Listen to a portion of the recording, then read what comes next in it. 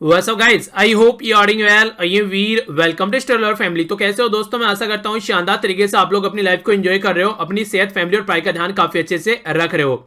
तो ये जो वीडियो है ये हर एक एग्जाम के लिए आप लोगों को फायदा पहुंचाने वाली है, चाहे आप लोग इंडिया के अंदर किसी भी एग्जाम की तैयारी क्यों ना कर रहे हो। यहाँ पर यूपीएससी या ईपीएफओ लिखा हुआ है, इसका मतलब ये नहीं कि बस इन्हीं एग्जाम में फायदा पहुंचाएगी।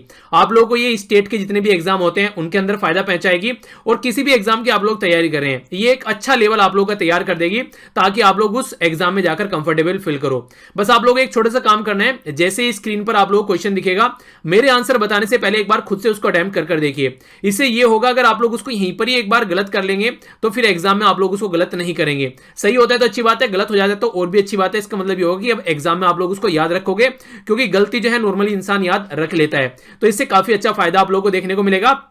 और इसी के साथ में वीडियो कंप्लीट होने के बाद में अपना स्कोर जरूर देखा कीजिए कि आप लोगों का स्कोर बढ़ रहा है या घट रहा है। अगर घट रहा है तो थोड़ा सा देखिए कहां पर कमी रह रही है, आप लोगों को उसके ऊपर किस तरीके से काम करना है, और बढ़ रहा है तो फिर अच्छी बात है, और अच्छे से आप लोगों को फोकस देकर आगे बढ़ना है। और वीडियो सुनने के बाद में लगेगा कि पीडीएफ आप लोगों को चाहिए तो टेलीग्राम से जाकर इसको डाउनलोड कर लीजिएगा, लिंक वीडियो के नीचे आप लोगों को इसका डिस्क्रिप्शन बॉक्स में मिल जाएगा। ओके, तो आइए आज का डिस्कशन स्टार्ट करते हैं बिना किसी देरी के। आज का फर्स्ट क्वेश्चन देखते हैं। तो क्वेश्चन आप लोगों के सामने यहां पर बात करें एक प्रोजेक्ट निष्ठा के बारे में, NISTHA। तो इसके बारे में आप लोगों को बताना है कौन सी स्टेटमेंट यहां पर ट्रू है यानी कि करेक्ट है।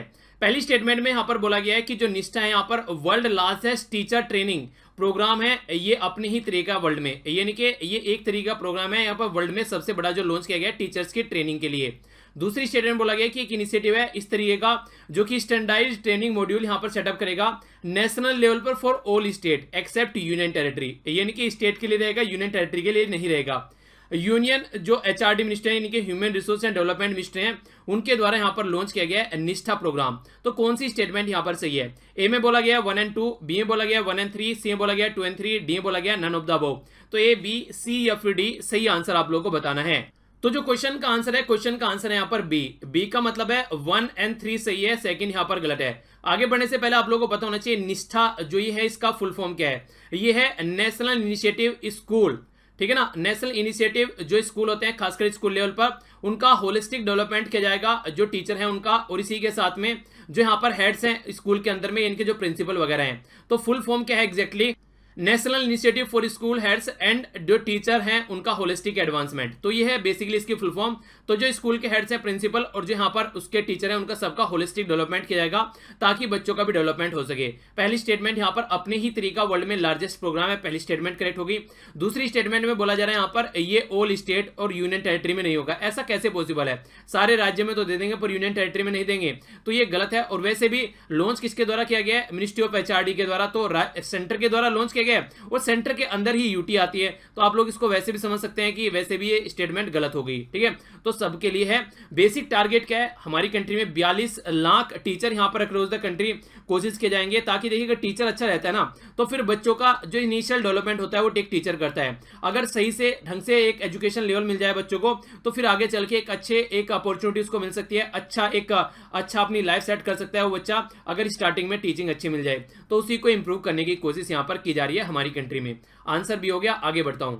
नेक्स्ट बात की जा रही है यहाँ पर एक प्रोग्राम जिसका नाम है सरल। तो सरल को बोला जा रहा है यहाँ पर स्टेट, यहाँ पर ये state root solar attractiveness index, ठीक है। तो ये अभी सरल इंडेक्स यहाँ पर लॉन्च किया गया है, इसके बारे में आप लोगों को पता होना चाहिए। तो कौन सी स्टेटमेंट यहाँ पर इससे रिलेटेड सही है?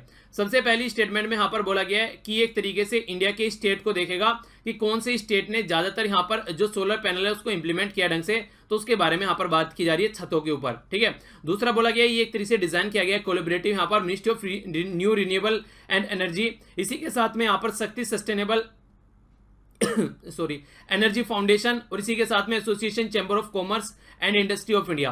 तो ये सारे मिलकर यहाँ पर अर्नेस्ट एंड द यंग, ये सारे मिलकर यहाँ पर इसको स्टार्ट किए हैं, इनके द्वारा यहाँ पर ये इंडेक्स डिजाइन किया गया है।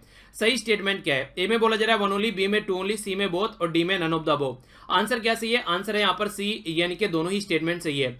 ये एक तरीका इंडेक्स है जिसमें कर्नाटका के द्वारा टॉप किया गया है। इस इंडेक्स में बेसिक क्या है? बेसिक यहाँ पर यह है कि जो भी छतें हैं घर में, जो रूफ है, उनके ऊपर कितने यहाँ पर सोलर पैनल लगाए गए हैं, तो उसको यहाँ पर देखने की कोशिश की जा रही है। देखिए इलेक्ट्रिसिटी हमारी कंट्री में जो जनरेट की जाती है ना, वो कोयले से काफी लार्ज स्केल पर जनरेट की जाती है। तो कोयले की क्वांटिटी कम कंज्यूम होगी अगर सोलर पैनल यूज करेंगे, तो इससे इन्वायरमेंट भी हम लोग सुधार पाएंगे। तो इसकी वजह से कई सारी सिचुएशन देखने को मिलेंगी।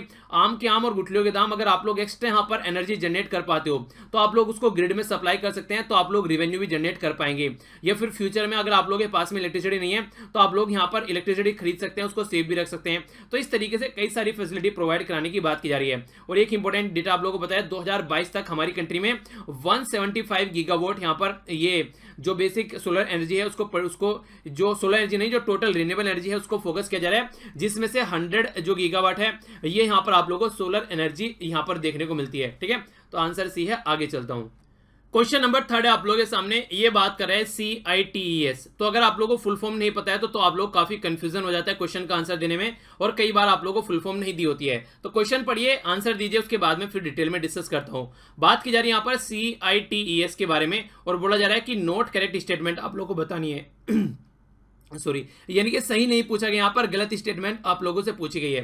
तो यहाँ पे बोला गया ये एक इंटरनेशनल यहाँ पर इंटरनेशनल एग्रीमेंट है रेगुलेट करने के लिए कमर्शियल ट्रेड जो वाइल्ड एनिमल होते हैं और जो प्लांट स्पीसीज होती हैं उनमें। ठीक है, दूसरा बोला जा रहा है ये साइन किया गया था May 3, 1973 में, और इसी के चलते यहाँ पर ये वर्ल्ड लाइफ जो यहाँ पर world wild life day celebrate किया जाता है 3 जून, ये 3 मई को। तीसरा बोला गया यहाँ पर ये एडमिनिस्ट्रेट किया गया है, ये एडमिनिस्ट्रेट किया जा रहा है यहाँ पर यूनाइटेड नेशन इन्वायरमेंट प्रोग्राम यानी कि UNEP के थ्रू। तो सही आंसर यहाँ पर क्या है, यानी कि क्वेश्चन के हिसाब से गलत आंसर पूछा गया है। ए में बोला जा रहा है 1 और 2 गलत है, बी में बोला जा रहा है ओनली 1 गलत है, सी में बोला जा रहा है ओनली 2 गलत है, डी में बोला जा रहा है ओनली 3 गलत है। तो आंसर क्या है यहाँ पर, आंसर है इसका ABCFD, आंसर यहाँ पर सी, यानी कि 2 गलत है, यानी कि ये स्टेटमेंट गलत है, बाकी फर्स्ट और थर्ड दोनों स्टेटमेंट सही है। आगे बढ़ने से पहले आप लोग ये समझिए कि इसका मतलब क्या होता है CITES का। इसका मतलब होता है कि convention on international trade in endangered species of wild flora and fauna. मतलब क्या है इसका मतलब, यहाँ पर ये है कि जो इंडेंजर्ड स्पीसीज होती है, चाहे पेड़ पौधे हो चाहे यहाँ पर पशु पक्षी हो, उनमें आप लोग ट्रेड नहीं करेंगे, उसमें आप लोग व्यापार नहीं करेंगे। ठीक है, तो ये इसका नाम याद रखिएगा। ये जो पिक्चर में आया था ये March 3, 1973 में आया था, और March 3 को ही आप लोग यहाँ पर सेलिब्रेट करते हैं एज ए, क्या सेलिब्रेट करते हैं, ये लिखा हुआ है यहाँ पर वर्ल्ड वाइल्ड लाइफ डे। तो ये क्वेश्चन भी आप लोगों से डायरेक्ट बन सकता है कि ये किस दिन सेलिब्रेट किया जाता है। ठीक है, तो ये याद रखिए आप लोग। और कब से सेलिब्रेट करना स्टार्ट किया था, तो ये लगभग 2000 से हम लोगों ने सेलिब्रेट करना स्टार्ट किया था। इसी के साथ में जो CITES है ये लीगली बाइंडिंग है स्टेट पार्टीज पर, जो यहाँ पर इसके साथ में आ जाती हैं, ताकि यहाँ पर गोल को ढंग से इंप्लीमेंट किया जा सके। ठीक है, बाकी यूनाइटेड नेशन इन्वायरमेंट जो डेवलपमेंट प्रोग्राम है यहाँ पर, यानी कि UN इन्वायरमेंट प्रोग्राम, ये यहाँ पर क्या करता है, बेसिकली इसको एडमिनिस्टर करता है। ओके, तो ये है स्टेटमेंट, ये है आंसर। आगे चलते हैं, याद रखिएगा। इंपॉर्टेंट क्वेश्चन है और कुछ टेक्निकलिटीज आप लोगों को यहाँ पर पता होनी चाहिए। हमारी कंट्री में जो मानसून आती है, जिसको आप लोग साउथ वेस्ट मानसून बोलते हैं, जिसे सबसे ज्यादा बारिश हमारी कंट्री में होती है, तो ये किस टाइम से टाइम तक आती है वो सारी बातें बताऊंगा। पर यहाँ पर एक इंपॉर्टेंट टर्म है जो कि आप लोगों से पूछी जा सकती है, लॉन्ग पीरियड एवरेज। तो LPA ये क्या होता है, इसके बारे में आप लोगों को पता होना चाहिए।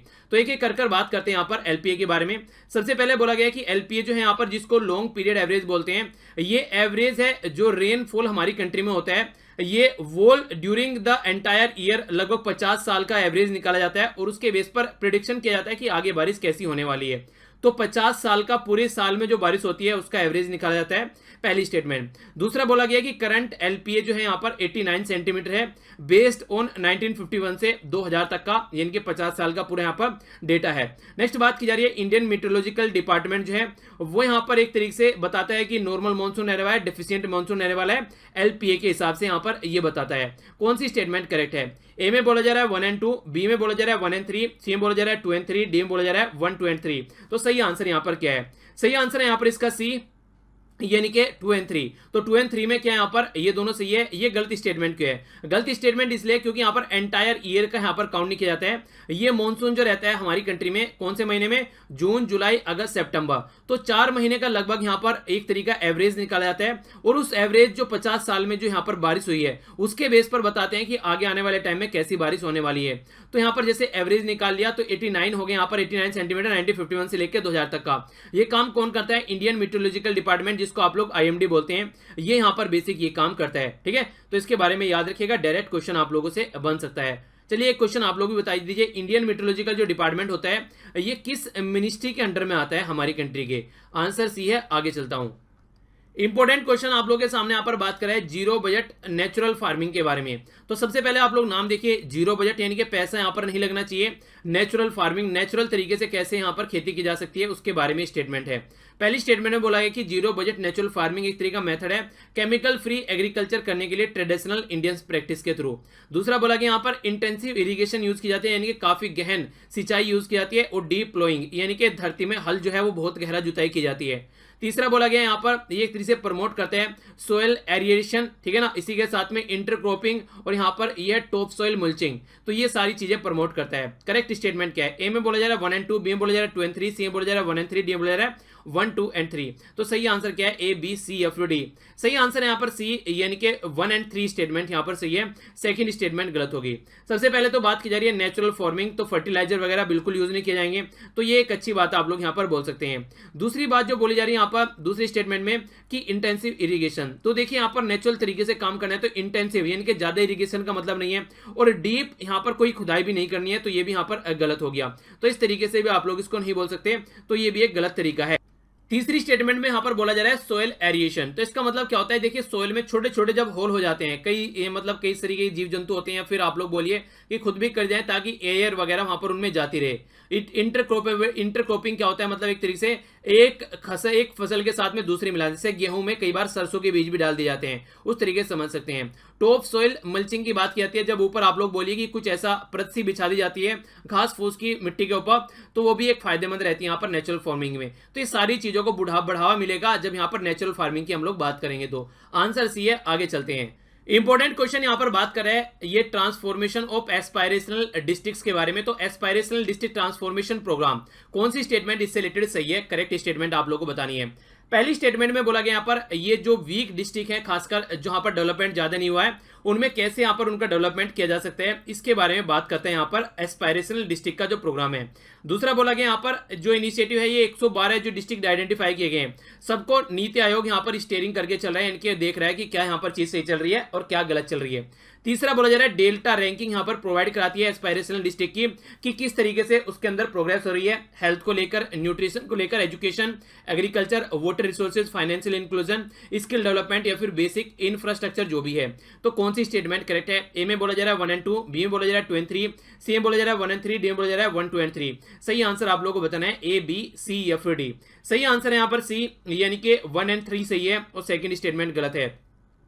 तो सबसे पहले तो आप लोगों को ये पता होना चाहिए एस्पायरेशनल डिस्ट्रिक्ट कौन से होते हैं। एस्पायरेशनल डिस्ट्रिक्ट वो डिस्ट्रिक्ट होते हैं जहां पर डेवलपमेंट ज्यादा नहीं हुआ है, राज्य के अंदर जो पिछड़े हुए डिस्ट्रिक्ट हैं, जहां पर एजुकेशन की अच्छी फैसिलिटी नहीं है, हेल्थ वगैरह सही से प्रोवाइड नहीं की जाती है, बैंकिंग सिस्टम नहीं है ताकि वहां पर लोगों के अकाउंट भी खुल सकें, तो पानी के रिसोर्सेज ढंग से अवेलेबल नहीं है, तो बेसिक इंफ्रास्ट्रक्चर भी वहां पर नहीं है चीजों को ढंग से डेवलप करने की, उन एरिया में यहाँ पर ये फोकस करने की बात की जाती है। तो पहली स्टेटमेंट यहाँ पर सही है। नीति आयोग यहाँ पर लगभग 30 के करीब जो डिस्ट्रिक्ट है यहाँ पर उनके ऊपर फोकस देकर चल रहा है। बाकी के जो अलग अलग डिस्ट्रिक्ट हैं वहां पर जो पर्टिकुलर एरिया में सेंट्रल मिनिस्ट्री और स्टेट गवर्नमेंट मिलकर काम कर रही है। 30 डिस्ट्रिक्ट यहाँ पर इसलिए फॉलो किया जा रहा है ताकि पता लगाया जा सके कि प्रोग्राम किस तरीके से इंप्लीमेंट हो रहा है, कहां पर कमी खामियां, ताकि उसको देखा जा सके। और इसी के चलते एक डेल्टा रैंकिंग भी यहाँ पर तैयार की जाती है जिसमें एस्पायरेशनल डिस्ट्रिक्ट को देखा जाता है। ये 6 इंडिकेटर हैं, इनके बेस पर देखा जाता है कितना आगे बढ़े और क्या क्या प्रॉब्लम है। एक तो है यहाँ पर हेल्थ एंड द न्यूट्रिशन, दूसरा यहाँ पर एजुकेशन, तीसरा एग्रीकल्चर, चौथा एग्रीकल्चर एंड वाटर रिसोर्सेज, पांचवा यहाँ पर फाइनेंशियल, चौथा यहाँ पर फाइनेंशियल इंक्लूजन, पांचवा है स्किल डेवलपमेंट और छठा है बेसिक इंफ्रास्ट्रक्चर। तो 6 इंडिकेटर यहाँ पर काउंट किए जाते हैं जिसके बेस पर यहाँ पर ये रैंक तैयार की जाती है कि कितना डेवलपमेंट हुआ है किसी पर्टिकुलर एरिया के अंदर में। ठीक है, तो ये काफी इंपोर्टेंट आप लोगों से क्वेश्चन बन सकता है। और ये एस्पायरेशनल डिस्ट्रिक्ट प्रोग्राम यहाँ पर प्राइम मिनिस्टर मोदी जी के द्वारा लॉन्च किया गया था 5 जनवरी 2018 में। ओके, आगे बढ़ते हैं। नेक्स्ट क्वेश्चन आप लोगों के सामने यहाँ पर बात करें ई औषधि के बारे में। औषधि यानी कि दवाई, तो ई औषधि यानी कि कुछ इंटरनेट से रिलेटेड है, एक पोर्टल यानी कि वेबसाइट रिसेंटली अभी न्यूज में वो किससे रिलेटेड है, बोला जा रहा है मॉनिटर करने के लिए फिक्स डोज ड्रग कॉम्बिनेशन होता है उसको ध्यान रखने के लिए। ये क्या होता है? बेसिकली कई सारी दवाई मिलाई जाती हैं और उसको देखा जाता है कि हाँ क्या क्या उनके अंदर कॉम्बिनेशन है, ताकि एक ही बीमारी का इलाज किया जा सके, कई बीमारी का इलाज किया जा सके एक दवाई से, तो उसके ऊपर देखरेख करता है। ऑनलाइन सेल की जाती है जो जेनेरिक दवाई होती है, खासकर जन औषधि केंद्र के अंदर में। जेनेरिक दवाई वो होती हैं जो पेटेंट खत्म होने के बाद में वो सोल्ट यूज करके बनाई जाती है ताकि जनता तक सस्ती दवाई पहुंचाई जा सके। पोर्टल है यहाँ पर एजुकेट करने के लिए सिटीजन, खासकर ill effect of the antibiotic, यानी कि एंटीबायोटिक को यूज नहीं करना है, उससे क्या क्या प्रॉब्लम है उसके लिए पोर्टल है। ऑनलाइन लाइसेंसिंग सिस्टम है आयुष मेडिसिन के लिए, तो इसके लिए ऑनलाइन मेडिसिन सिस्टम है ताकि लाइसेंस प्रोवाइड कराया जा सके। क्या स्टेटमेंट है यहाँ पर? ए में बोला ए, बी, सी या फिर डी, तो यहाँ पर आंसर जो है सही वो बताइए आप लोग। आंसर है इसका सही डी। यहाँ पर बेसिकली जो यहाँ पर ये ईओएसडी है, ये एक पोर्टल है यानी कि वेबसाइट है, यहाँ पर लाइसेंस प्रोवाइड कराए जाएंगे अगर आप लोग आयुष मेडिसिन से रिलेटेड अपना कोई भी सिस्टम स्टार्ट करना चाहते हैं तो उसके लिए यहाँ पर लाइसेंस दिए जाएंगे ताकि इंप्रूव किया जा सके ट्रांसपेरेंसी। पहले क्या होता था, किसी को भी पकड़ा देते थे, आदमी का इंटरफेरेंस रहता था, तो किसी ने कुछ पैसे दिए तो उधारी ले यहाँ से ब्राइब लेकर फिर उसको लाइसेंस प्रोवाइड करा देते। ऑनलाइन लाइसेंस प्रोवाइड कराया जाएगा बेसिक पैरामीटर के बेस पर, जो कि कोई धांधलेबाजी नहीं देखने को मिलेगी। तो आंसर डी है। आगे चलता हूं। इंपॉर्टेंट क्वेश्चन यहाँ पर कई बार न्यूज में रहते हैं, बात की जा रही है बीओडी के बारे में, बायोलॉजिकल ऑक्सीजन डिमांड, यानी कि कितने आप लोग यहाँ पर एक तरीके से ऑक्सीजन होनी चाहिए किसी पर्टिकुलर काम को करने के लिए, उसकी बात की जा रही है। तो किससे रिलेटेड है यहाँ पर ये? फर्स्ट में बोला जा रहा है यहाँ पर ये मेजर करने के लिए ऑक्सीजन लेवल इन ब्लड। दूसरा बोला जा रहा है यहाँ पर कंप्यूट करने के लिए oxygen level in forest ecosystem. तीसरा बोला जा रहा है यहाँ पर एक तरीके से जो पानी है उसके अंदर, खासकर जो एक्वेटिक सिस्टम है यानी कि जो पानी के अंदर जो जल तंत्र है उसके अंदर पोल्यूशन को चेक किया जाता है, यानी कि कितना यहाँ पर पानी की जरूरत, पानी में ऑक्सीजन की जरूरत है। तीसरा बोला जा रहा है ऑक्सीजन लेवल यहाँ पर हाई एल्टीट्यूड, यानी कि ऊंचाई पर जो ऑक्सीजन लेवल है उसको चेक किया जाता है। सही आंसर क्या है? ए में बी या फिर सी या फिर डी? सही आंसर है इसका सी। देखिए होता क्या है, आज के में पानी के अंदर बहुत सारी पोल्यूशन चीजें देखने को मिलती है जिसकी वजह से उसके अंदर ऑक्सीजन की कमी रहती है और उसकी वजह से यहाँ पर जो उसके अंदर जीव जंतु है वो भी मर रहे हैं। तो कितना बेसिकली यहाँ पर ये बायोलॉजिकल ऑक्सीजन होनी चाहिए, उसकी डिमांड कितनी होनी चाहिए, ये डिसाइड करता है कि वहां पर कितना पोल्यूशन है उसके अंदर, तो उसको चेक किया जाता है बेसिकली इसके द्वारा। ठीक है, तो कितना अमाउंट डिजोल्व है ऑक्सीजन का इसके अंदर यहाँ पर ये देखने को मिलता है किसी पर्टिकुलर सर्टेन टेम्परेचर के ऊपर। तो आंसर सी हो गया। आगे चलते हैं। इंपॉर्टेंट क्वेश्चन है, यूपीएससी में कई बार पूछा जा चुका है और भी कई सारे एग्जाम में कई बार ये पूछा जा चुका है। बात की जा रही है डायर्ची या फिर डायर्की के बारे में। तो क्या स्टेटमेंट इससे रिलेटेड सही है? तो पहले बोला जा रहा है यहाँ पर एक तरीके से यहाँ पर डिवीजन होता है, सेंट्रल लेजिस्लेचर का दो पार्ट में यहाँ पर डिवीजन किया जाता है।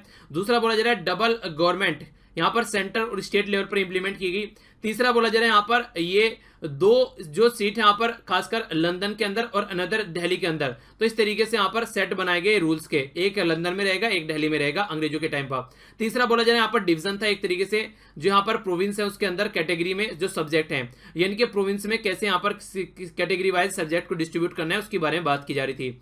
कौन सी स्टेटमेंट करेक्ट है? ए में बोला जा रहा है 1, बी में बोला जा रहा है 2, सी में बोला जा रहा है सॉरी कौन सी स्टेटमेंट सही है? ए, बी, सी या फिर डी, ये आप लोगों को बताना है। ठीक है, तो सही आंसर यहाँ पर क्या है? सही आंसर यहाँ पर डी। ठीक है, सही आंसर डी कैसे है? डी ऐसे यहाँ पर पहले तो क्वेश्चन ये बनेगा कब यहाँ पर इंप्लीमेंट किया गया था, तो 1919 में इसको इंप्लीमेंट किया गया था, ये आप लोग याद रखिएगा।